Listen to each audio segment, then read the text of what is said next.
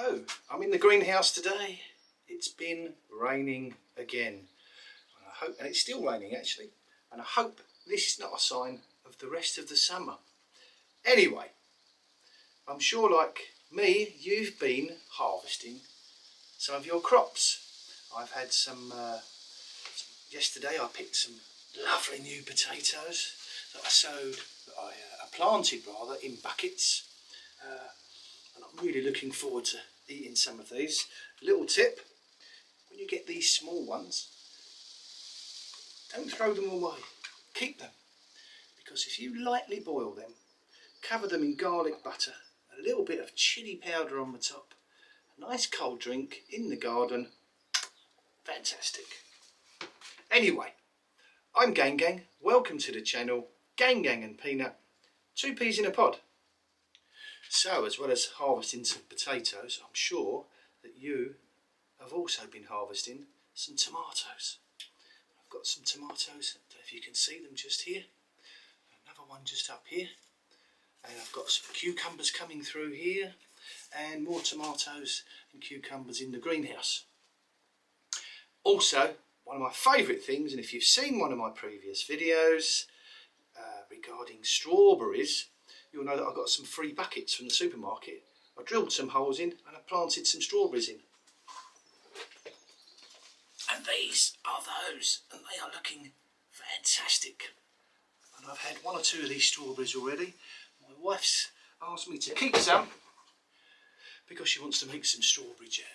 So we're all well on the way to harvesting some of our crops. However, in the coming few weeks, these crops are going to start becoming exhausted, and you would have picked everything. So in July, it's a time where you can sow some more seeds. You can successionally sow some seeds, or you can sow some seeds in preparation for the winter. So this is what I'm going to be doing today, and I'll show you what I'm going to be sowing today. I'm going to be sowing some brassicas. I'm going to be sowing some of these. These are Marathon F1 and they're a calabrace, and they can be sown now. And then where we are in July, so August, September, October, late October, early November, I'll be harvesting some of these, and they are delicious. I'm also going to have another crack at growing some cauliflower all year round, and these can be sown now for harvesting early next year. And I'm going to give a crack with some cabbage, some Durham early cabbage, and I might take some when they're quite small, and I might take some early next year as just as greens. So 3 of these I'm sowing, 3 brassicas. I'm also sowing some carrots. Now these carrots can be sown now. It's a little bit late, but hey, I'm going to sow them in some buckets. Let me show you the bucket. So I'm going to sow them in these deep buckets. I'm going to fill them with some sifted compost. And I'm going to sow these on lightly across the top. And these are an early Nantes carrot. They're an early Nantes 5, if you can see them. And they should be quite happy growing in this bucket. And what I will do, because they're in a bucket, I can take them outside, or I can bring them in the greenhouse. The only thing I need to watch out for is the carrot fly, but I do have a solution for that, and that is a netting bag, and I forget what it's called now, but I'll show you a bit later on in the video. And this bucket will sit inside and keep the carrot fly well away from these carrots. But hey, these should be ready, I don't know, should be ready for picking as small carrots in about 3 months. So carrots, that's what I'm growing. I'm also going to do some more microgreens. I've loved these microgreens. I've had a tray, filled it with compost, damped the compost down, sprinkled these seeds on top. They're a mixture, they're a gourmet mixture. And then cut them when they're very young and sprinkled onto a salad, and they have been superb. I would highly recommend trying some of these, and I think you could probably grow these all year round. So another good successional crop to sow. I'm sure we've all had lots of lettuce, However, it has been quite hot at times this year, so your lettuce may have suffered, but keep them in the shade if you can. Plant them in a shady spot, keep them well watered. But I'm sure we've all had quite a bit of lettuce this year, which is, after all, the mainstay of any salad that you're going to have in the summer. So mine are starting to run out. I'm sowing some more. These are a really, really lovely lettuce. They're a cos lettuce, a cos. And I've enjoyed eating them this summer, so I'm going to sow some more of them. And I'm also going to sow some of these.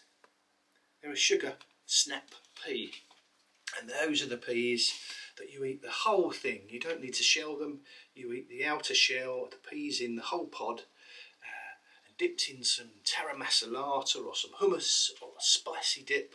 Oh, crunch! Oh, I love them. Absolutely love them. I can't get enough of them. So I'm going to sow some more of these. I'm going to show you how I sow them. So let's get stuck in and do that, shall we? When I'm sowing seeds, the first thing I always do is to get a decent compost. And once I've got the compost, I riddle it. And I always run it through this riddle here. Very simple. The compost goes in the top. You can see that there. It riddles through. It takes all the lumps and bumps and bits and bobs out. So I always riddle the compost. And if I was starting some of these Brassica seedlings, I would use one of these little trays. You may have seen my previous videos and you've seen me using these. These are available on the internet. They come with a lid, so they're like a little propagator, but it's summertime at the moment and we're in the greenhouse, so I don't really think I'm going to be needing to use the lids. So, some nice sifted compost in there. Give it a little shake. Just tap it down. Firm it down a little bit, like that.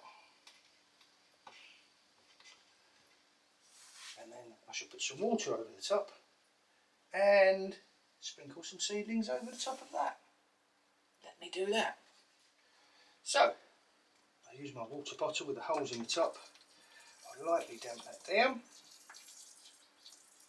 Round and round, get it nice and damp. There we go.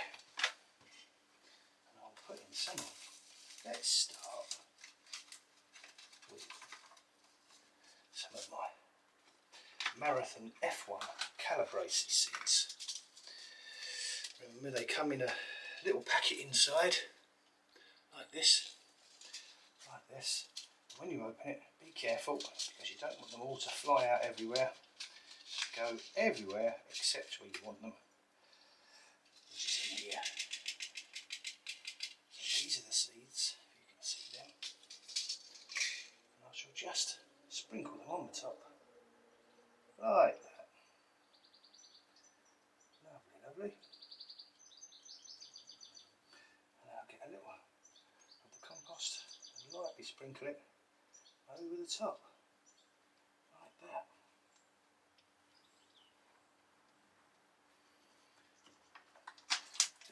Damp down, and in about 7 to 10 days those seedlings should be popping their heads through and they will grow on, and when they grow on I shall end up popping them into one of these trays like this, and I'll keep them in there until they get to about 6 or 7 inches tall before I put them outside, because what I don't want is for the young plants to go out and the slugs will still be out and about and they'll demolish them in no time. So I want these to be a reasonable size before I plant them, so they've got a chance of surviving a slug attack. So I'll label those up, pop a label in the top, and that's how I plant my Brassica seedlings. Let me just show you how I'll do some of this lettuce. I do like this lettuce, this is lovely. It's absolutely lovely. Now with this lettuce I do something slightly different. I like to plant them in one of these seed modules. They are excellent. We fill this with compost, we pop some of the seeds in and cover it over again, and the thing is that when the plants in here start to grow, they'll get to about that high. It's very easy to take the whole plug out, plant it exactly where you want it. And again, these can be bought on the internet. I think they are, oh I don't know, Container Wise I think it was called. If you go to Container Wise, you can order them on the internet, and they take a couple of days to arrive, not long at all. So let's put some lettuce in here. There's quite a bit there, so it's going to produce quite a few lettuces from there, but we have been eating quite a bit, and we've been giving some away to neighbours and to friends. And hey, if you're going to plant some lettuce, make sure you plant enough. Best to have too many that you give away rather than not enough when you need them. So let's have a little look at these seeds. Okay, you have to be careful they don't fly out of the packet and go everywhere except where you want them. And these are little seeds for these lettuce. Very tiny. Very easy to drop everywhere except where you want them. So, let me get my water again, let me damp this down. The reason is, I always wet the compost first, because I think if I put the seeds on to the compost and then try to damp it down, it would just wash the seeds out. I'll just sprinkle a few seeds at each little station in this module. So on and so forth. Okay, no science to it.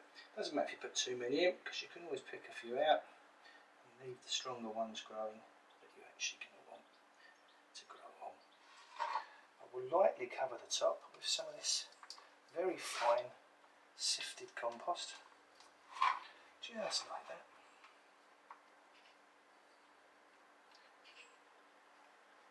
Don't want to mess about with it too much, because it will just pull the seeds out of these modules. There. Another water in, there we go. And again, within a week, these should be starting to appear. And it's important, particularly with these seedlings, any kind of lettuce, that you don't put them in direct sunlight, because they don't like it. It doesn't take very long in direct sunlight for a lettuce to just give up the ghost and start to wane and wither. So remember, label that. There's some lovely lettuce. Simple. Now, I'm going to sow some of these carrots. Carrots can be a bit finicky to get them to germinate. So the first thing I'm going to do, this deep bucket. It's probably a lot deeper than I'm going to need, but hey, some of these carrots may be in here a while and they may grow a little bit bigger than the finger-sized carrots, which is what these nonce 5 are. But hey, who's to say how big a finger is? But there you go. So let me fill this up with this compost, which has been sifted. Oh, let's move that off. The reason it's sifted is carrots don't like to encounter any obstructions in the compost when they're growing. So there's the compost, nice and soft, nice and sifted. Already these carrots. I'm going to damp that down. I'm going to use a little watering can for this, because it's going to take a little bit of water, more than I've got in that little bottle, to damp the surface of this all down. There we go. Just amuse yourselves while I do this. There we are. That should be okay for now. I'm going to put this out the way.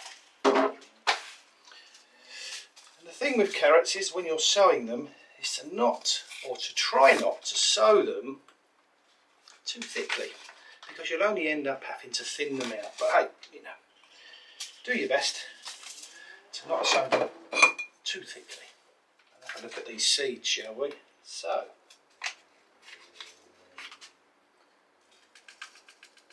these tiny little critters tiny, tiny, tiny seeds.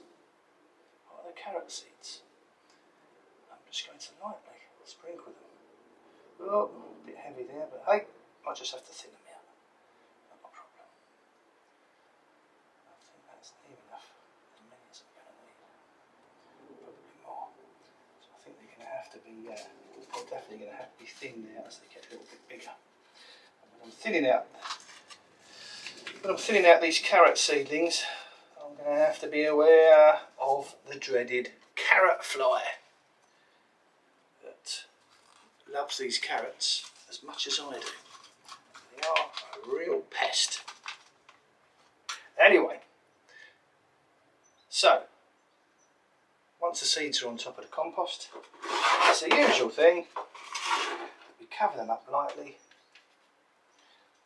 with some more compost. Just like that. Don't bury them too deep. They're only a very small seed. And as I've mentioned before, the smaller the seed, the finer and the lighter the covering of the compost that you put on them should be. Because otherwise, if you put too much compost over the top of them, they may not make it to the surface and start to grow. Not necessarily these, but some crops. It's disaster if you plant them too deeply. So, I'm going to put some more water on top of that. I'm going to put a label on it, and that's the carrots sorted. Brilliant. Now, I mentioned earlier, I'm going to put this container that I'm growing the carrots into a bag. I've just got it here and I'll show you. This is called a veggie bag or a veggie pod. Yes, a veggie pod. You can buy these on the internet, and as you can see, they're a bag. And this is a mesh. And there's a zip on the top there. And what I'll do is I will put, let me pop that down. I'll put this whole container here into that bag, zip the top up, and it's sitting in its own environment to keep the carrot fly away. Good idea. Again, you can buy them on the internet. I can't remember how much they are. I've had that for a few seasons now, but it is very, very effective. Can't recommend them enough. Brilliant. Now, the next thing are the sugar snap peas, and these are called sugar hearts. I've grown some of these, and these were absolutely lovely. I think it was 5 or 6 days ago I sowed some in one of these little modules, and they are coming through already. And these will be transferred into a container, probably one of the florist buckets that I got free from Sainsbury's that I'm using for the carrots, and I'm really looking forward to getting some more of these. These are delicious. So, whilst you're enjoying some crops at the moment, your tomatoes and cucumbers and strawberries and lovely, lovely new potatoes, remember that some of these plants are going to be coming to the end in the next couple of months, the end of their productive life cycle. So now is a good time to be successionally sowing some of these vegetables. You can be looking in a month or two at sowing some seed potatoes for Christmas potatoes. If you have a greenhouse, you can get a good start for some of these crops. You can get some early peas going, the sugar snaps like I've been growing. You can get some brassicas on the go, and some of them will be October, November, you'll be eating them, and you can leave them to slowly grow through the winter. So have a little look what you fancy, have a little look in the seed catalogues, have a little look online. But successional sowing, it extends the whole period of growing and harvesting, which is what we're all about. What we are trying to do here is to enjoy some lovely fresh produce all year round. And I'll be making a video to show you a good way to store a lot of your produce, be it in the freezer or making various dishes such as soups and things with them, or making chutneys and pickles and putting things in jars, or canning as their American cousins call it. So Remember, enjoy what you're doing. What I do, it's not always the right way. It's certainly not the only way. It's just my way, and I'm sharing that with you today. So, thanks for watching, and as ever, until next time, take care.